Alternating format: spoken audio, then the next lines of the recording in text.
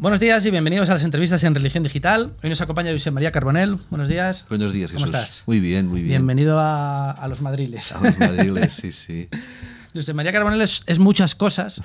Hoy te vamos a presentar como presidente de la Fundación Joan Margal y vamos a hablar de un poquito de todo, de todas las iniciativas que tenéis ahí en materia de comunicación, religiosas y demás. Pero primero, cuéntanos un poco qué hace un laico como tú, que tiene una historia detrás de compromiso político y social, metido tan de dentro en cosas de iglesia.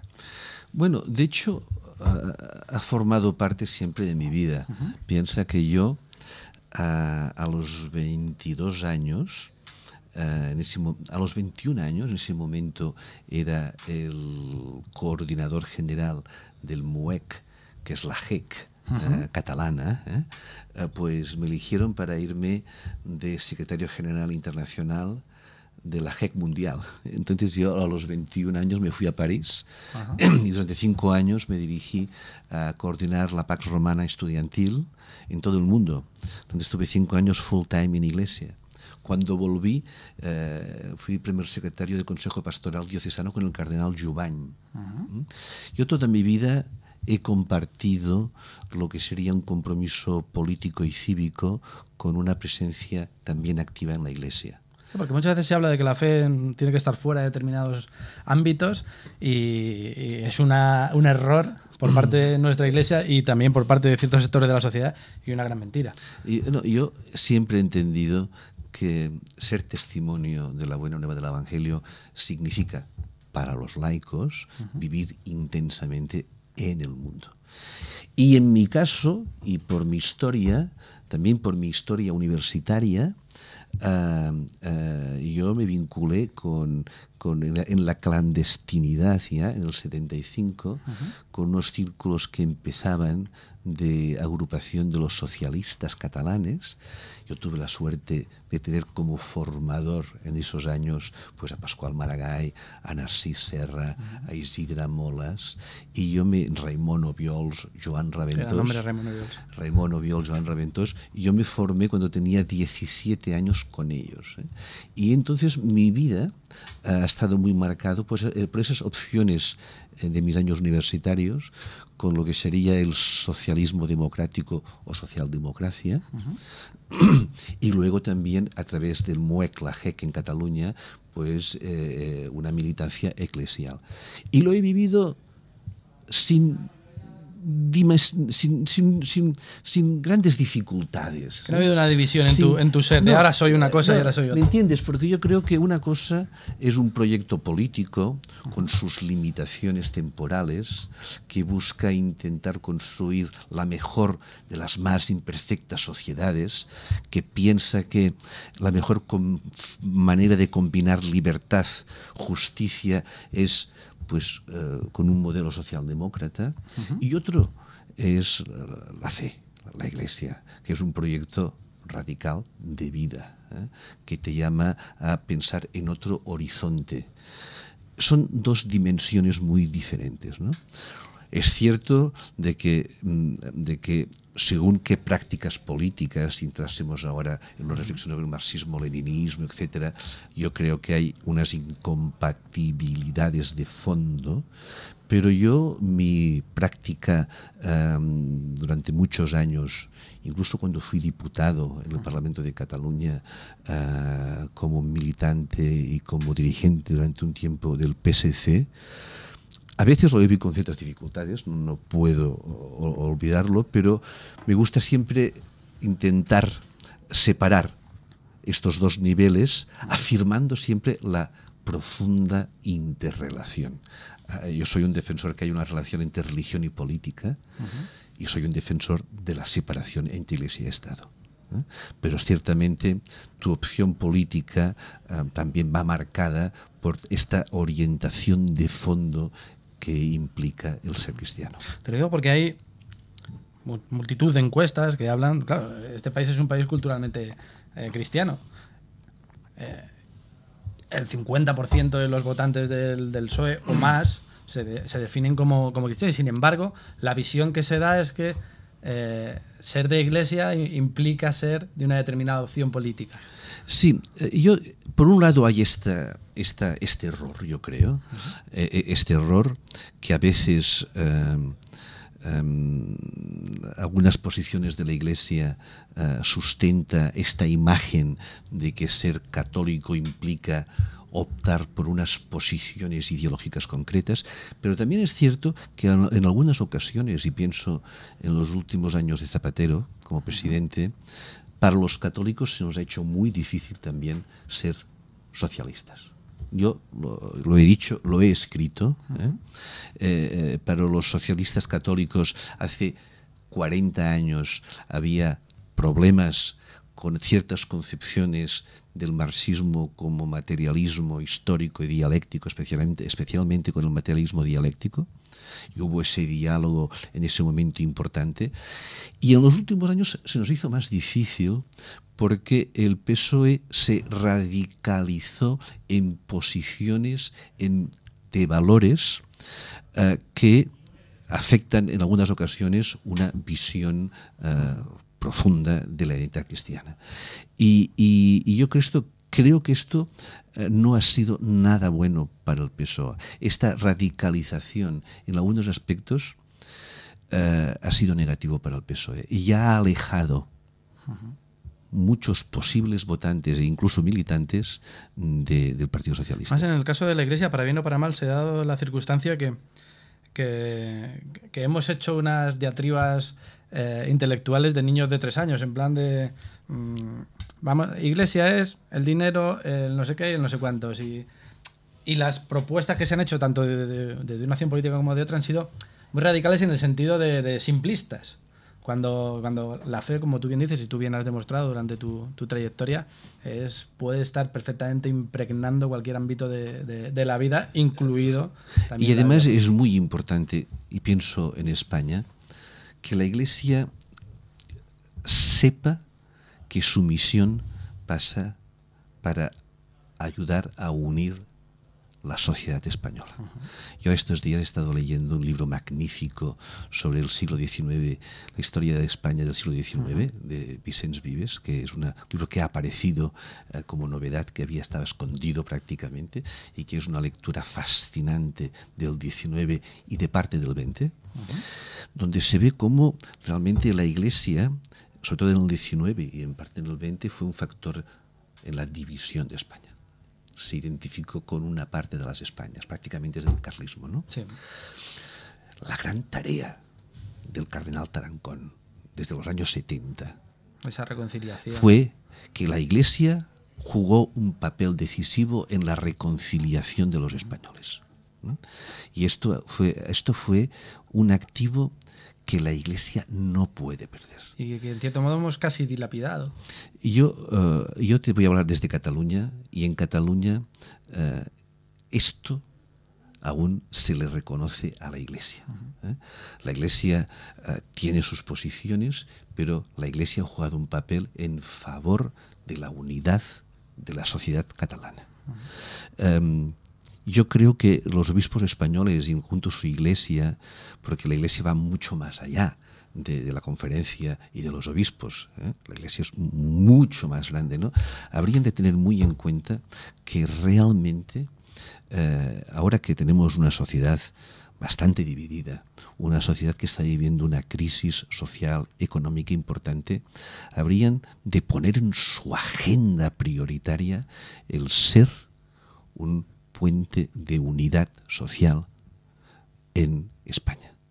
Yo creo que si la Iglesia fuera capaz de hacer este cambio, volver a subrayar algunas de las actitudes tan importantes de los años 70 y 80, yo creo que volveríamos a marcar un nuevo horizonte que sería muy significativo. Como tú me decías, yo ahora soy el presidente de la Fundación Joan Maragall. La Fundación Joan Maragall es precisamente, desde sus inicios hace 23 años, ha querido ser ese espacio de encuentro de la Iglesia con la sociedad y la cultura. En ese sentido, la Iglesia, para los que vivimos, sentimos y a veces padecemos desde Madrid nuestra pertenencia a la Iglesia, sentimos una cierta envidia hacia muchas de las cosas que se viven en Cataluña. Tal vez porque en Cataluña ha llegado antes, o se ha asumido antes el proceso de secularización, y también porque en Cataluña es un puerto de apertura hacia otras opciones, Europa además, se está viendo ahora con la celebración del atrio de los gentiles y demás. Da la sensación que, al menos en Cataluña, la Iglesia es un actor más dentro de la sociedad, desde que probablemente haya dejado de sentirse el único actor con posesión de la verdad en lo religioso.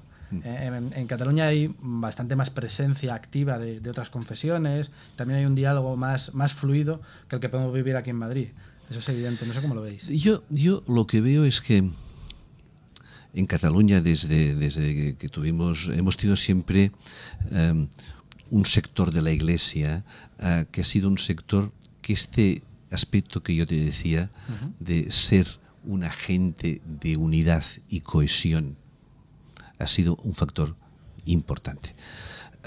Incluso en los años 30, pienso en el cardenal Vidal y Barraquer, pienso en el cardenal Jubany, que ha sido un cardenal que ha tenido un papel como Tarancón, y fue, de hecho, había un eje Tarancón-Jubany muy importante. El cardenal Jubany marcó mucho el espíritu posterior, el concilio provincial tarraconense, que fue la recepción conciliar en los años 90, que se tradujo en una agenda significativa e importante. Tú antes hablabas del tema de la secularización, diciendo que Cataluña se ha vivido primero la secularización.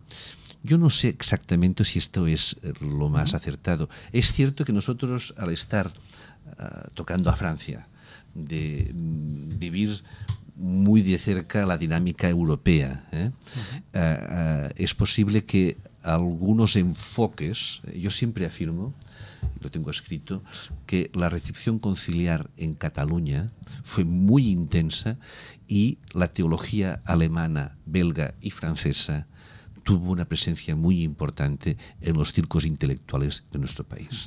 Y esto ha marcado una generación de sacerdotes, de obispos.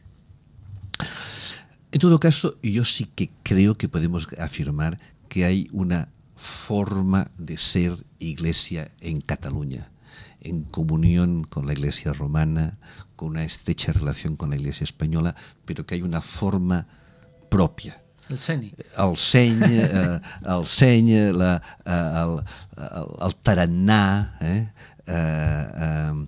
una cierta capacidad de diálogo y de respeto.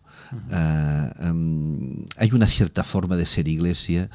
La Acción Católica tuvo una presencia muy grande en la formación de los cuadros católicos, el escultismo, algunas fundaciones diocesanas, Montserrat, Poblet, son dos polos espirituales e intelectuales que han marcado profundamente el ser Iglesia en Cataluña. Las instituciones diocesanas, yo pienso, por ejemplo, como tú me has presentado tú como presidente de la Fundación Maragall, también soy el decano de la Facultad de Comunicación de la Fundación Blanquerna de la Universidad Ramon Llull. En Barcelona tenemos la Universidad Ramon Llull, que es una universidad de 15.000 estudiantes, una universidad de inspiración cristiana. En Blanquerna tenemos 4.500 estudiantes. En mi facultad, que es de comunicación, tenemos 1.500 estudiantes. Que se dice pronto. 1.500 estudiantes en comunicación. Y esto es una obra diocesana. Es una fundación diocesana que es también una forma de ser presencia.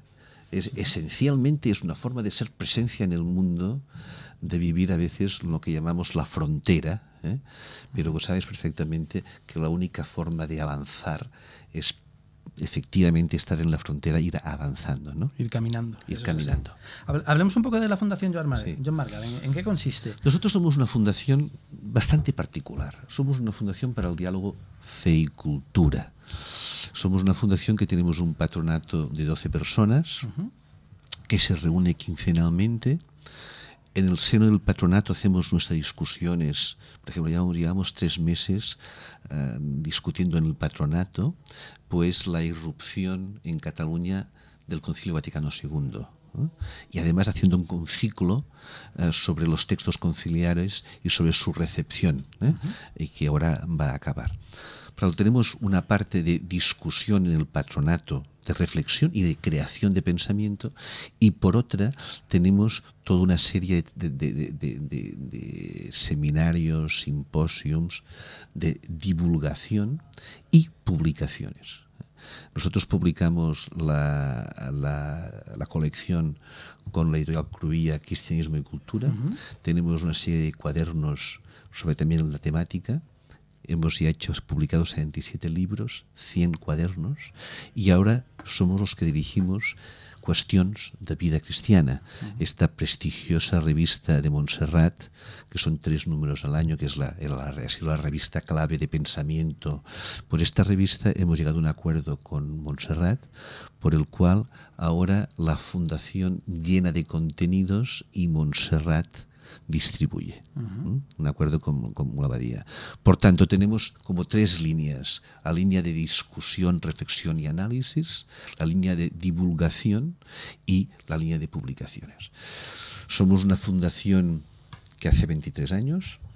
¿Fundación diocesana? Diocesana. El cardenal de Barcelona nombra a propuesta de sus miembros el presidente, y los miembros del patronato son nombrados por el cardenal a propuesta del patronato. El equipo fundacional, para que te hagas una cierta idea, fuimos, porque yo estoy desde hace 23 años en el proyecto, fuimos el padre Antoni Matabosc, que es ahora ecónomo de la diócesis, director del ISCREP, que ha sido nuestro presidente fundador durante 22 años. Un personaje fundamental para entender la Iglesia catalana. En catalana, tendremos que hablar algún día. Porque es esencial para entenderla, y su carácter dialogante, ecuménico, su capacidad de ser, el ser Iglesia en Cataluña le debe mucho a Antoni Matabosc, fue nuestro presidente y fundador, con un equipo que yo estaba el jovencito de ese equipo, pero que habían 4 personajes muy importantes. Josep María Rovira Belloso, que aún es el teólogo de referencia en Cataluña. Sí, lo es. Josep María Villa Taltabull, que era otro teólogo y antropólogo que falleció solo hace un año, que era uno de los grandes filósofos en Cataluña, y el profesor Pere Lluís Font, catedrático de Filosofía Moderna de la Universidad Autónoma de Barcelona, que es uno de los grandes filósofos de nuestro país. Este equipo fue el que constituyó la fundación y que trabajó junto durante 15 años. Hasta que Mosén Rovira nos pidió la jubilación y pasó a emérito, y luego también Villa Taltabull. Y en el patronato ha habido pasando pues gente, intelectuales, teólogos de mucho prestigio: Jaume Malores, ahora hay el poeta David Jou, Francesc Torralba, Ramon Pla, Joan Rigol, Armand Puig. Te doy los nombres del actual patronato, que te digo que nos vemos cada 15 días, y que hacemos un trabajo de reflexión y luego de diálogo con el conjunto de la sociedad. Otro factor que realmente Matabosc consiguió durante su mandato como presidente fue el que la fundación fuera reconocida por el conjunto de la sociedad civil como una fundación católica en diálogo. Y por esto nosotros hemos hecho muchos programas pues con relación con el Instituto de Humanidades, el Centro de Cultura Contemporánea, la Universidad Ramon Pompeu Fabra, con instituciones civiles, precisamente para hacer lo que ahora está un poco de moda, que es el atrio de los gentiles. Sí, que lo habéis ido haciendo vida. Nosotros siempre decimos que hemos sido un atrio de los gentiles avant la lettre. Avant la lettre, y realmente es lo que hicimos. Por eso tuvimos una relación muy estrecha con el presidente del Consejo para la cultura, el francés Poupart. Con él organizábamos encuentros de centros católicos del Mediterráneo. Hay un español en ese Pontificio Consejo, Melchor Sánchez de Toca, que es una gran persona. Un buen amigo y una gran persona. Una gran persona y que nos ha ayudado mucho en el último gran proyecto que hemos hecho, la Fundación, que ha sido fantástico. Háblanos un poco que de es la exposición Gaudí en la Plaza San Pedro. Lo que se hizo en Roma. Sí, vamos a ver. La Fundación Maragall, pequeñita, hemos sido capaces de llevar al bracho de Carlomagno en la Plaza San Pedro una gran exposición, y esto lo hemos hecho conjuntamente con el Consejo para la Cultura, con el Cardenal Ravasi. ¿Cómo lo hemos hecho? Pues porque hay Monseñor Melchor Sánchez de Toca, que ha sido una ayuda fantástica, porque el Cardenal Ravasi vino hace 3 años a Barcelona a dar una conferencia para la Fundación, y yo creo que se quedó enamorado de la ciudad y de lo que se hacía. Sí, lo que se hacía. Lo ha comentado en alguna ocasión. Se hacía porque realmente cuando vio todo lo que llevábamos a cabo, dijo, pero esto es una realidad que existe, y creo bastante impresionado, y porque habíamos tenido mucha relación con el cardenal Poupart, y que había sido una relación muy estrecha. Tuve la suerte de entrevistarle hace muchísimos años allí en su despacho. En su despacho. Es un personaje. Sí. Vino a la inauguración de la exposición y continúa con una gran vitalidad. Hay un mural ahí en el Pontificio Consejo con todos los grandes artistas. Una especie de juicio final de los artistas. Es fantástico. Un gran personaje. Sí. Tenéis también, lo comentabas antes en la universidad, Ramon Llull, la Fundación Blanquerna, que hace relativamente poco habéis sacado a la luz un observatorio que parece muy interesante y que yo creo que merece la pena que desarrollemos, aunque sea mínimamente. Muy bien. Como te he comentado, existe la Facultad de Comunicación Blanquerna, que impartimos 3 grados, uno en periodismo, otro en publicidad y relaciones públicas, otro en cine y televisión, aparte de 6 másteres oficiales, etc. Somos 1.500 estudiantes y 200 profesores. Hemos creado este año un observatorio sobre comunicación, medios y religión, Media, Communication and Religion, que dirige la profesora Miriam Díaz, que, como sabes, también imparte clases en la Gregoriana de Roma. Sí. Y hemos querido aglutinar primero lo que ya hacía la facultad, que tiene pues una asignatura sobre periodismo religioso, comunicación del Evangelio, diálogo intercultural, etcétera, aglutinarlo para darle una mayor coherencia, para promover 2 nuevos posgrados que luego te explicaré, que lanzamos el próximo curso, y luego para crear un centro de estudio, análisis y másters y doctorado sobre la relación entre los medios de comunicación y el hecho religioso. El hecho religioso, que es un hecho que los medios de comunicación utilizan mucho, hablan mucho, y tú lo sabes muy bien, a veces sin poco conocimiento. Normalmente el hecho religioso es un hecho que aparece en todo aquello que pueda ser pernicioso, aquello que es una mala noticia, sin poco conocimiento, y creemos que hemos de ayudar a normalizar el hecho religioso en la esfera pública. Y esta normalización del hecho religioso pasa pues por una formación de una generación de comunicadores, de conocedores del hecho religioso, de las nuevas tecnologías, que es un factor decisivo. Y pues todo esto es lo que vamos a intentar trabajar y que va a dirigir Miriam Díaz. Sacamos ahora 2 posgrados, uno que es en comunicación de las instituciones religiosas en la era digital. Lo tenemos aquí, posgrado en comunicación institucional y la religión en la era digital. Este posgrado, que es un posgrado dirigido esencialmente a formar directores de comunicación de diócesis, órdenes y comunidades religiosas. Profesionales, que en muchas ocasiones es lo que falta también. Hablamos muchas veces de que a la Iglesia se la trata mal, pero a veces es que no tenemos capacidad de respuesta y tampoco confiamos en la gente que puede tener ese conocimiento. Porque se ha de formar cómo tratar los medios, cómo comunicar con ellos, cómo entrar en la agenda, y especialmente ahora en el entorno digital. Este posgrado lo lanzamos ahora, en octubre. Lo dirigirá Miriam Díez y tenemos profesores de Madrid, de Barcelona, de Roma. Será un programa en castellano que supondrá una presencia un fin de semana en Barcelona y una semana en el mes de junio o julio, y lo hemos pensado así para facilitar la presencia de la gente que le interese de toda España. Y además recuerdo que Barcelona vale la pena. Sí que merece la pena. Es una Barcelona vale la pena. Luego tenemos otro posgrado que dirigirá Pello Sánchez. Conocido también en esta casa.